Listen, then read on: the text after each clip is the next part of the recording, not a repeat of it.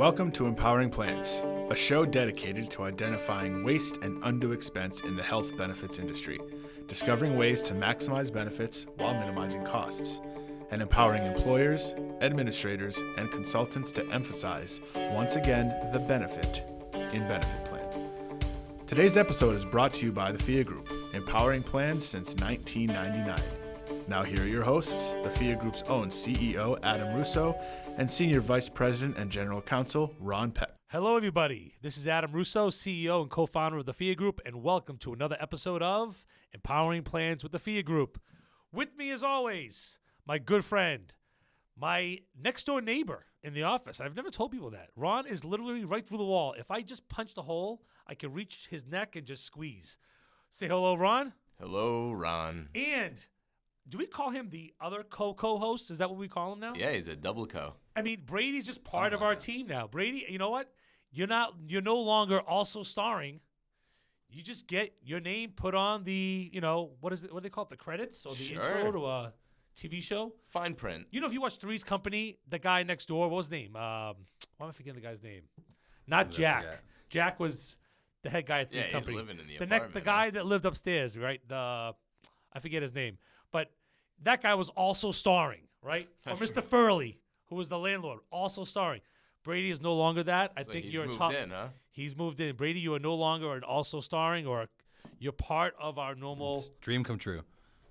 I'm not kidding. It probably is, Ron. It must be. So, everybody, yesterday we had a fabulous webinar. Ron, you want to tell people what that was about? Sure. So the webinar originally was just going to be a discussion of the recent change in the tax law, in particular, the removal of the individual mandate, what we foresee the impact being on health benefit plans, insurance in general, self-funding specifically. But I think that as we started to develop the slides and talk to the audience and people who were dialing in, we really started to come to appreciate that people were less worried about the law and what it's going to do and more about what they can do to try and minimize the negativity and increase the positivity, the results of the law change. So people are looking, how can they empower their plans? Imagine that. By taking advantage of the tax changes. Right. Absolutely. Bingo. So just so you know, I unfortunately wasn't there yesterday, so I wasn't able to present. And is that coincidental that we had the highest ever audience, the highest number of people dialed in because I wasn't there? Pure coincidence. I mean, did you guys highlight that prior to the webinar? Was there a spike in the number of people that signed on? Absolutely not. In fact, we had a life-size cutout, a cardboard Adam Russo. So if anybody was peeking through the window, the webcam, they think that you were there. Well, unfortunately, I was stuck in New Orleans. Of course, I decided to go to Louisiana for business on their coldest day, I believe, since 1982. And trust me, guys, you have no idea. Literally, the idea of 1 millimeter of snow was enough to shut down every major highway in the entire state, I believe. It was absolutely insane. I kissed the ground at Logan Airport when I landed yesterday. That's how excited I was to come home. Clearly, there are just certain parts of the country that cannot have cold weather. That's just not meant to be. I don't know what it is, but it was a ghost town, guys. It was crazy. I've never seen nothing like it. Anyways, let's get into today. So what we want to focus on is what was talked about yesterday. And we're thinking that lightning round approach. Do we have any sound effects for this, Pat? Anybody? Still working on it. All right, perfect. The that lightning was good. round. You like that? It's a very high-end. We have very high-end sound here. I could bring in the thunder. Rumble, rumble, rumble, rumble. We want to talk about the employee mandate and what effect it's going to have, if any, on self-funded employers and their plans. So I know, Ron, you wanted to take the lead on this because you have a lot of thoughts.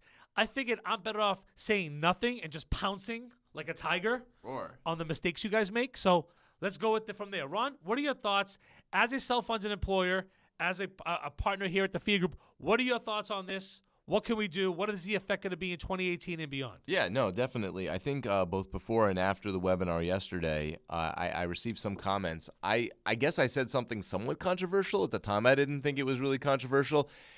I commented that while I understand people are worried that by removing the individual mandate, the low-risk lives, they're going to do a cost-benefit analysis and they're going to say, hey, why should I spend money on insurance if I don't have to do it? They're going to drop the plan, and then you're left basically insuring just high-risk lives. Your risk pool is going to be polluted. And I made the comment yesterday that I'm not worried about that because we've taken active steps already to make our plan so low cost and yet so high benefit that it's attractive even to the lowest risk lives amongst us, because when they do a cost-benefit analysis, it's a no-brainer that they want to stay on the plan. What's the controversy? People come back and they say, oh, well, is that because you have nothing but a young staff? Is that because you haven't incurred any high-dollar claims? Is that because, you don't have to cover people who are high risk? And so there was this initial reaction that, well, your benefit plan must be cheap because there is no high risk. There are no expenses that you're paying. So that if we were like a normal employer, they're saying that our expenses would be higher, that our claim costs would be higher, but for the fact that we're young and everyone's so healthy. Folks, if you believe that, come to Fia's office. You have not seen Ron Peck in person. I think the problem is they look You at the haven't seen website, Brady. they see some of the photoshopping and they think, Come wow, on, look man. at those guys. That's not real. Those aren't even people that work here. The point of the matter is even if that's what they believe, nobody can tell me the fact that we pay people $100 to talk about their healthcare options, their operation options, where we tell people this is the cheaper opportunity here. The reality is no matter what company you plug in our incentives, no matter what company you plug in our plan design, they will save money above and beyond what they're spending now. That is what they need to understand. Sure, maybe we are too young. Maybe I should have diabetes. Maybe I should have end-stage renal disease. Sorry that I don't, folks.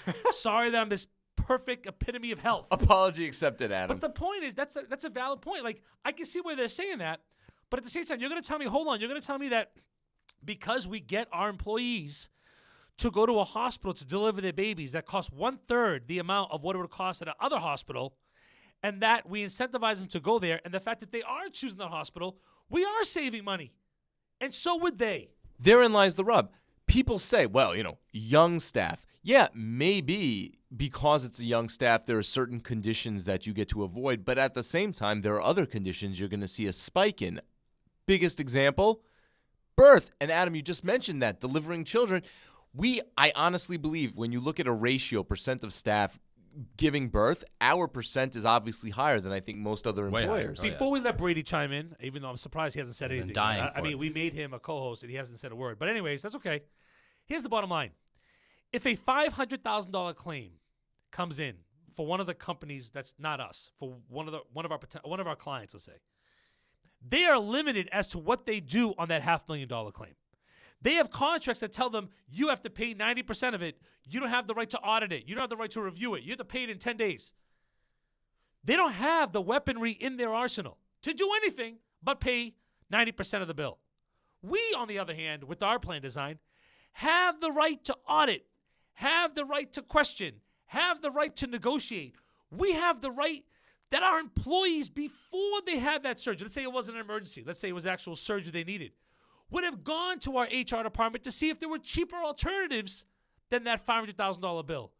So regardless of how healthy, not healthy, old, young, whatever risk factors that plan may have, having the weaponry in your arsenal is going to allow you to lower the cost, and that's what FIA's plan language delivers. I think just to build on that, Adam, I think there's 2 points to make here that are important, and Ron touched on one already, which is it's about plan innovation. It's about making sure the staff, your low-risk employees, understand the value that they're getting, not just in that the plan is very affordable for them, but that there's incentives, like Adam mentioned.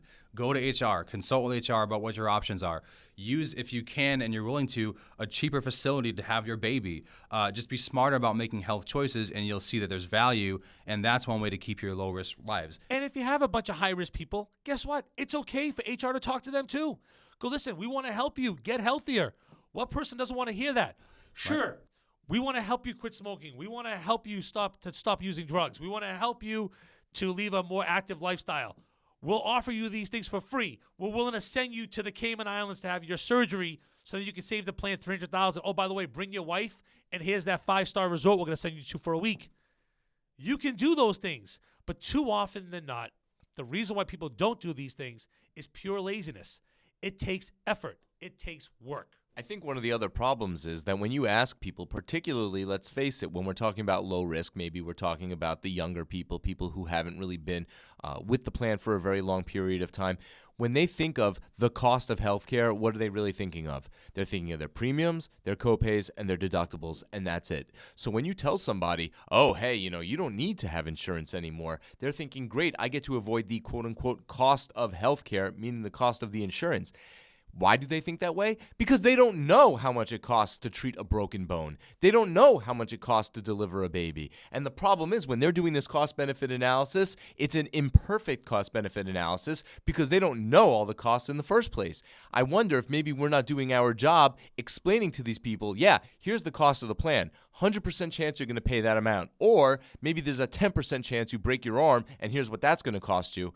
Guess what? 100% paying the plan, still cheaper option. One other point, too, to note, and we mentioned this yesterday on the webinar, is that, again, states are taking action here, too. Don't forget that Massachusetts has its own mandate, and Maryland's considering one, New Jersey's considering one, D.C., Washington State. I think other states are going to say, hey, we're going to reinstate our own individual mandates. So that's going to be another reason why your low-risk lives will want to stay on the plan, because they're going to have other states that are imposing their own mandates, and they're going to face a fine if they drop coverage. Here's one thing that's always bugged me. And it still shakes me to the core. I was in Miami earlier this week, and a broker there actually asked me a question relating to this, and he talked about high deductible health plans. And he goes, what are your thoughts on high deductible health plans? And I said exactly what I feel, and I'll share with the audience now. This idea that, if we have a high deductible health plan, it's going to enforce the consumer, the employee, to make better healthcare choices. Huh? All it is you as a broker, you as an insurance company, you couldn't solve the problem of high-cost care. So instead of being an expert and finding a solution, you shift it to the employee and call it consumerism and call it transparency. And we have to let the employee make the decision. And guess what? When that employee who has a $5,000 deductible goes to the doctor and that doctor says, go here to XYZ hospital and have your MRI done, that employee doesn't even know what that MRI costs.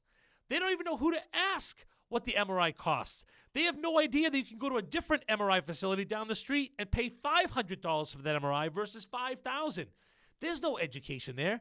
So if you want to put people in a high deductible health plan, spend the time as well to teach them what tools are available where they can actually look at their pricing. Because what happens typically with high deductible health plans is that if a person knows, I got to pay for this out of pocket, well, maybe I don't need to go to the doctor. Maybe I can just go online and go to, ask some website, some Google it, and I can look up to see what this sickness is I have and what home remedies there are. And what happens? They get sicker. And what happens? Now they have a $20,000 surgery bill, and that's when the plans start having to pay money. So this idea that by shifting these costs and these burdens to the employee, you're actually saving money. In the long term, I believe you're actually spending more. You know what's funny about the high deductible health plan? It's so funny you bring that up, Adam. I've always thought it was a little odd. I think back to when I was a child, right, and I had an allowance. And I knew this is how much money you're having given to you, right, that you've earned. So here's the money in the pot in the piggy bank. And you think, I don't want to burn through this money because if I do, then I have to start spending my own money. What kind of kid were you? I just burned through the money. Yeah, there you go. But the point being that if you look at it from this perspective, right, the employer, if you gave your employee a fixed number and said, this is all I'm giving you for the year, I think they'd be more careful with that money than the reverse, which is what a high deductible health plan is, which is I'm only going to pay you if you burn through your own money first. In that, if anything, you're then incentivizing people to burn through their money more quickly. All right, for the sake of time, one thought for each of you. We'll start with Brady, since you basically said nothing this entire podcast. Let's go, I'll give Brady. you a good thought then. My good thought is that of course, today we have the government shutdown looming, but for next week and in weeks coming, watch for movement on the employer mandate. That's a big deal. We'll be following Decision that. time. I think Brady, it goes away. What's going to happen today? What's going to happen? Will there be a government shutdown, man, Brady? This is a big one. I mean, Come on. People Yes or no? I Very think. simple. All right. I think yes. I think there will be. Brady says it here. Government shutdown. Unbelievable. Ron, final thoughts. I think that addressing the individual mandate and really the price of plans and getting low-risk lives to join your plan in general it's a trifecta, right? One, make sure that those low-risk lives and all of your lives understand the true cost of healthcare, the threat, the risk of not being covered. Two, do what you can, everything you can, to make your plan as robust in coverage and yet as low cost as possible. We said one thought, Ron. And well, it's like I said. This is a comma? There you go. It's not a semicolon? Semicolon and then the third thing I think is make sure that you are transparent in everything you're doing so that people understand how the plan operates, what their options are, so that not only are the cost containment options in the plan, but people are actually using them. Well, here's my conspiracy theory, okay? I believe that Tom Brady lost his hand on Wednesday. Come on. That he actually does not have a hand. He's wearing the glove, Ron. It's because literally there is, like, he's got toothpicks or, like, popsicle sticks in his fingers. He lost his hand. He will not be the quarterback on Sunday. Hoyer will be leading the Pats, and they will get upset by the Jaguar. That's my prediction for Sunday. So just like Brady's wrong most of the time, maybe I'll be wrong too, but I can't be as bad as Brady. Any last thoughts? I'm flabbergasted. I don't know where to go. That was my last thought. I just saw Brady's picture of him with both gloves on again. I'm like, what is he doing? Oh, this is trouble. There's some crazy stuff happening. We'll find out. Anyways, we hope you enjoyed this entertaining and informative podcast today. On behalf of Brady, Ron, and myself, thank you for empowering your plans.